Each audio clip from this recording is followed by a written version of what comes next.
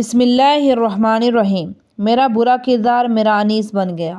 میں سوچ رہا تھا یہ عذاب قیامت تک جاری رہے گا، لیکن چند گھنٹوں کے بعد صندوق کھل گیا۔ مجھ میں اس سے باہر نکلنے کی سکت نہ تھی۔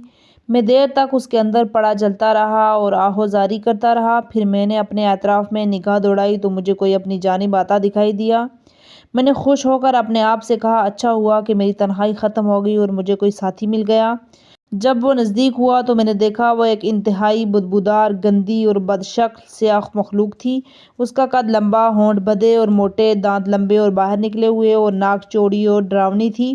اس نے کہا، سلام علیک، یعنی تمہیں موت آئے۔ اس نے یہ جملہ کہہ کر مجھے اپنی دشمنی کا احساس دلایا تھا، جیسا کہ اس کی شکل سے بھی مجھے بہت ہی اندازہ ہو گیا تھا۔ میں نے بھی مجبوراً جواب میں کہا، علیکہ، یعنی تجھے بھی۔ میں نے اس کے لیے سلام یعنی سلامتی کا لفظ استعمال نہیں کیا تھا۔ اس نے آگے بڑھ کر مجھے صندوق سے نکالا۔ اس سے اتنی گندی اور غلیظ بدبو آ رہی تھی کہ مجھے اس آگ والے صندوق میں رہ کر اس کا عذاب سہنا منظور تھا، لیکن اس کا گندا اور کثیف وجود میرے لیے قابل برداشت نہ تھا۔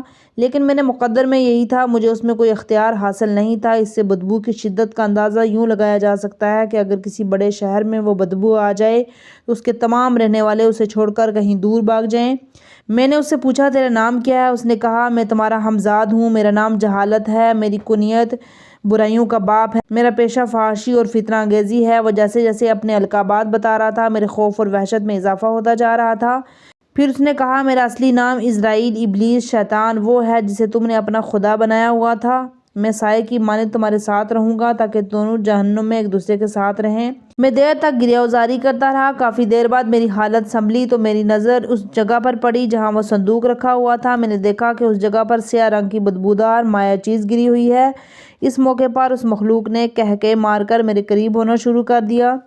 بعض روایت میں وارد ہوا ہے کہ جب اللہ تعالیٰ نے شیطان کو بحشت سے نکالا تو اس نے بارگاہ رب میں چند چیزوں کی درخواست کی، جن میں سے یہ تھی کہ اس نے کہا، اے خدا، تو جب حضرت آدم علیہ السلام کو کوئی بچہ عطا کرے، مجھے اس کے مقابلے میں ایک بچہ عطا فرما اور جو اس کے ساتھ رہے۔ اس لحاظ سے ہر انسان کے ساتھ ایک شیطانی ہمزاد ہوتا ہے جو اس کے مرنے کے بعد بھی عالم برزخ میں بھی اس کے ہمراہ رہے گا۔ اگر انسان دنیا میں اپنے شیطانی ہمزاد پر غالب آ جائے تو عالم برزخ میں اس کے شر سے محفوظ رہے گا۔ اگر وہ اس دنیا میں اس پر قابو پا سکا تو عالم برزخ میں اس کے ساتھ ہوگا اور اسے بہکا کے اسے طرح طرح کی اذیتیں دے گا۔ میں نے اسے غصے سے کہا، دفع ہو جاؤ، میں ابھی بھی سخت عذاب سے فارغ ہوا ہوں۔ اب مجھ میں تیری گندی بدبو اور بیانق شکل دیکھنے کی ہمت نہیں ہے۔ مگر وہ مسلسل ہنسے جا رہا تھا۔ پھر اس نے میری طرف رو کر کے بڑے توہین آمیز لہجے میں کہا، تم چاہو یا نہ چاہو میں قیامت تک تمہارا ساتھی اور مددگار رہوں گا۔ تم کسی بھی حالت میں مجھ سے جان نہیں چھڑا سکتے۔ میں نے کہا، اے بدبودار بدصورتی کے پیکر، اب تم کون ہو؟ تم یہاں سے چلے کیوں نہیں جاتے؟ تم مجھے کیوں اذیت دے رہے ہو؟ کیا میں نے تمہارے ساتھ کوئی دشمنی کی ہے؟ اس نے کہا، اگر تم میرے بارے میں جاننا چاہتے ہو تو سنو، میں تمہارے ان برے اعمال اور گندے عقائد کی مجسم شدہ صورت ہوں جن کے تم دنیا میں مالک تھے۔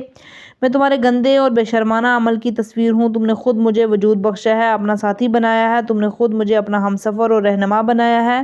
اب تم مجھ سے جان چھڑانا چاہتے ہو۔ اگر تم میرا نام جاننا چاہتے ہو تو سنو، میرا نام کردار ہے، وہی گندا کردار جسے تم نے خود انجام دیا ہے۔ تم دنیا میں گناہ کرتے تھے، شریعت کی خلاف ورزی کرتے تھے، عفت اور پاکدانی کے خلاف عمل کرتے تھے، قرآن کے برخلاف چلتے تھے، لوگوں کو اذیت پہنچاتے تھے۔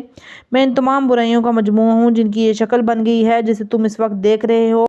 میں نے انتہائی حسرت کے عالم میں کہا، کاش میں اس وقت اس حقیقت سے آگاہ ہو جاتا، اس وقت کہ جب میں دنیا میں تھا، اس حقیقت کا ادراک کر لیتا۔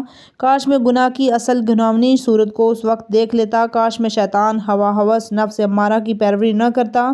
کاش میں برے اور گمراہ دوست اور ہم نشین انتخاب نہ کرتا۔ کاش میں فحشا اور بے حیا عورتوں کے پیچھے نہ جاتا اور ان بلاؤں کا شکار نہ ہوتا۔